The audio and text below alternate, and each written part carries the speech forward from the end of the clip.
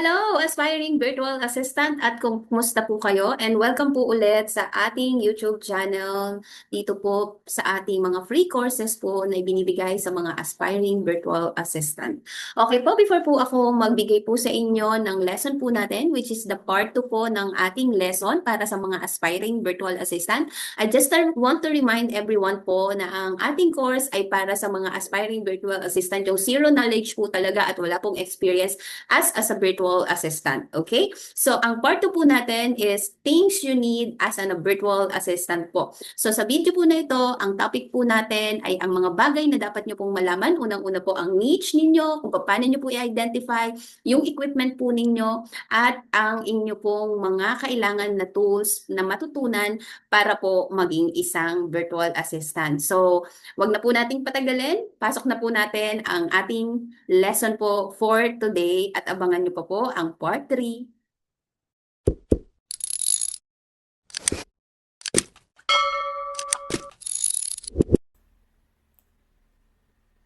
Good day po sa ating lahat. So welcome po ulit sa ating YouTube channel at ito po ang ating free course part 2 things you need as an aspiring virtual assistant. So ito pong mga free course na to ay para sa mga aspiring virtual assistant na wala pa pong experience o wala pong knowledge how to become a virtual assistant po. So ito po ay nag-upload po tayo sa ating YouTube once a week at i-check nyo rin po ang mga video po natin ng mga nakaraan, lalong-lalo na po yung video about part 1 po ng ating free course. So before po tayo mag-start, paki-check po muna kung kayo po ay naka-follow na sa ating mga social media, sa TikTok, sa ating Facebook, at wag na wag po ninyong kakalimutan ang mag-join sa ating community sa Facebook at sa ating Instagram po. And also, huwag po ninyong kakalimutan ang mag-subscribe po sa ating YouTube channel dahil dito po tayo nag-upload ng ating mga videos. Okay? So, ngayon po, sabi ko po kanina, wag po ninyong kakalimutan na panuorin muna po yung part 1 ng ating lesson. Kasi po kailangan mapanood nyo po muna yon para mas maunawaan po ninyo ano po ang meaning ng virtual assistant. So ngayon po, ang i-discuss ko sa inyo is yung part 1 ng journey po as a virtual assistant. So nalaman na po natin ang meaning ng virtual assistant. Ngayon naman po, kailangan po nating manaman, know your niche po, kung paano po natin mauunawaan kung anong niche po talaga ang inyong pipiliin bilang isang virtual assistant. So sa lahat po ulit, papaalala ko, ang niche po, ang ibig sabihin, yung specialization po ninyo. Okay? So, know your niche po. Ito po ay makakatulong na ma-discover po ninyo kung ano po yung inyong BA niche. The area of work or type of client you will specialize in so you can be confident to offer services, stand out from competition, and attract the right clients. Okay po. How to find your own niche. Dito nyo po malalaman ang step-by-step po kung paano nyo po malalaman ang inyong niche po. So, ang step 1 po, identify your skills and interests. Ang step 2 po, match your skills to possible niches. Step 3, i-check ang demand online. At start kayo sa broad until magkaroon po kayo ng specialized. And lastly po, keep learning in your chosen niche po. Okay? So, why knowing your niche is important? Mahalaga po ito kasi po makakatulong po ito makapag-focus kayo at makapag-attract ng ideal clients. Start with what you know, kung ano po inyong alam at kung ano pong nai-enjoy nyo at mag-grow po kayo from there. Okay? The clearer your niche po, the faster you'll build your brand and get hired. Don't be afraid to adjust your niche as you learn and gain experience. Ganyan po ka-importante kung bakit lagi ko pong sinasabi sa inyo, know your niche. Okay? Take note nyo po yan ha. Ngayon naman po, identify po natin yung step 1. Identify your skills and interests. Kailangan po tanungin nyo yung sarili nyo. What skills do I already have? Ano bang meron na ako? Marunong na ba ako mag-data entry? Meron ba akong experience sa customer service? May alam ba ako sa social media, sa pagsusulat or writing?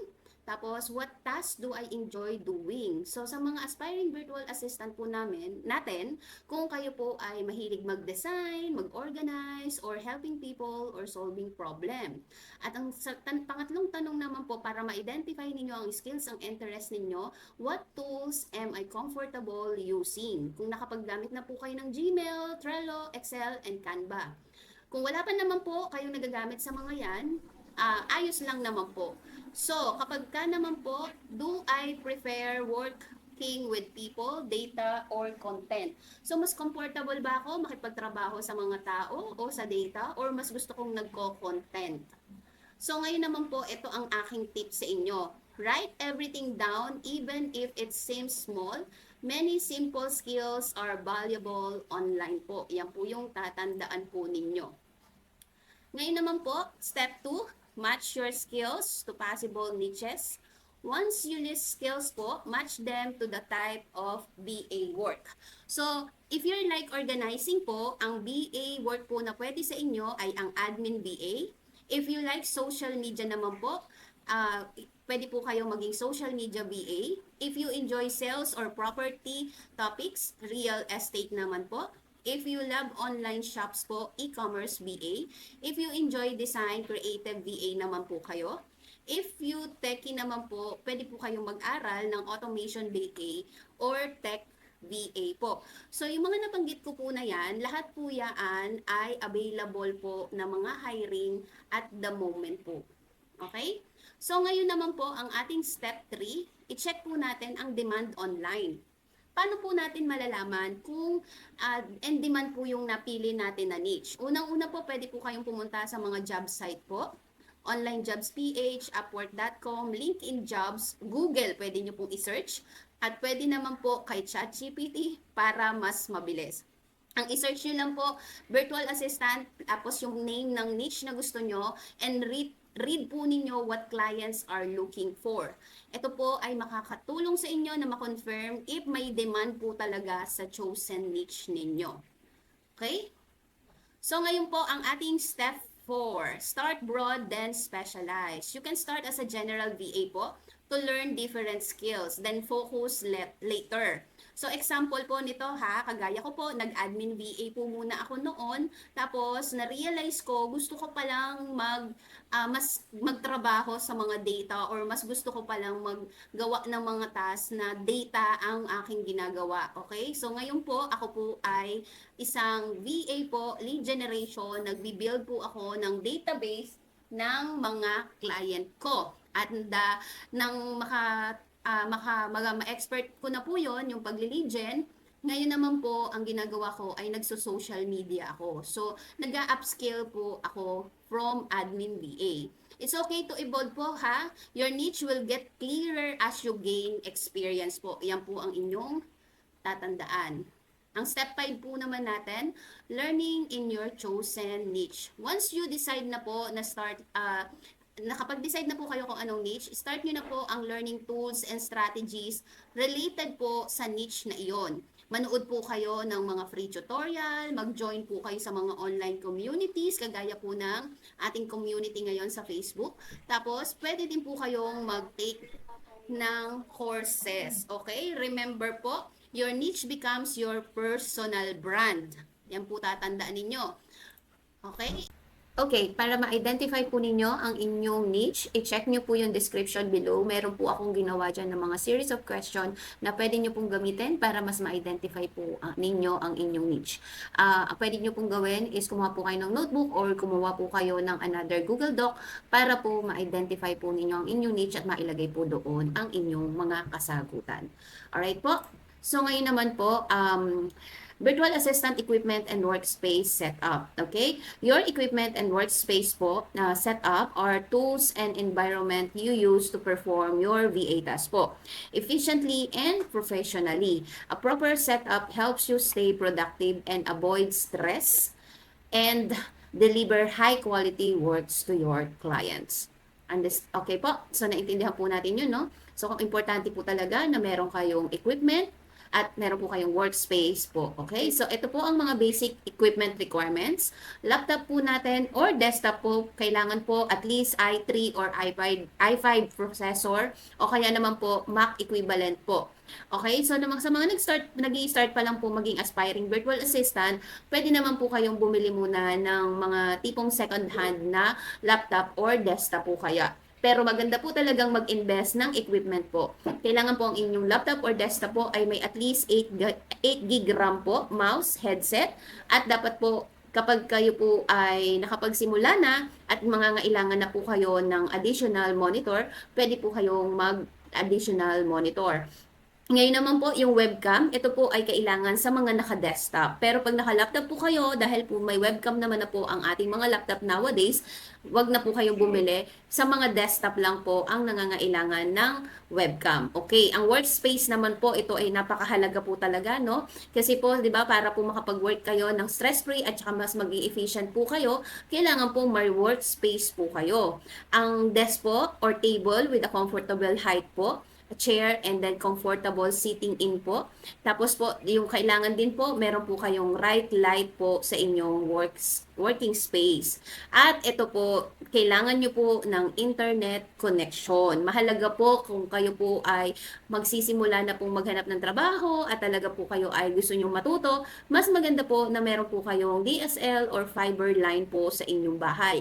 Ang data po kasi or mobile data ay hindi po masyadong reliable pag ikaw ay nag-start ng maging virtual assistant. Alright po, ngayon, ito naman po ang mga software essentials po na ginagamit ng isang virtual assistant. Communication po, mga communication tools po kagaya ng Zoom, Google Meet at Slack. Madami pa pong communication tools po na ginagamit po ang isang VA, pero isa lang po ang magagamit nyo dyan kapag ka po sa isa nyong client. Depende po kung ano po ang kanilang gamit. Project management naman po, sikat na sikat po ang Trello, ang Asana at ang ClickUp po. Pero madami pa rin pong klase ng project management. Iba-iba lang po sila ng feature pero project management tool pa rin naman po yon. Okay? Ang susunod po at ang isa sa mahalaga po talaga na dapat ninyo pong kabisado at kailangan nyo po talagang matutunan ang mga file storage po kagaya ng Google Drive, Dropbox, OneDrive po. Kailangan nyo pong matutunan to dahil ang isa pong virtual assistant ay dapat magaling mag-organize po. Document creation po, ayan po meron po tayong Canva, mga Google Docs at saka Google Document, Google Spreadsheet at presentation po at ang MS Office po na mga tool. Alright po, so maraming salamat po sa inyong panonood at abangan nyo po ang ating next topic. Proper email address po, how to create email signature, how to create your resume and portfolio, how do you get paid, what are the payment frequency, contract term, salary, and working hour. So marami pa po tayong pag-aaralan, kaya stay tuned lang po kayo. Mag-subscribe po kayo sa ating YouTube channel at wag po ninyong kakalimutan na mag-join sa ating Facebook community. Naandyan po lahat yan sa ating description below. Kaya po kapag kayo po ay may katanungan, madali nyo po akong ma-reach out. Maraming salamat po ulit at wag po ninyo rin kakalimutan na haba po kayong nag-aaral na maging isang aspiring virtual assistant o isang virtual assistant po, make sure po yung mga pinapagawa natin sa inyo ay kailangan po ma-practice po ninyo. Marami pa po akong ituturo sa inyo, kaya po i-follow nyo na po ako sa lahat sa aking mga social media platform at wag po nyo kakalimutan ang mag-subscribe. Maraming salamat po at see you on the next lesson.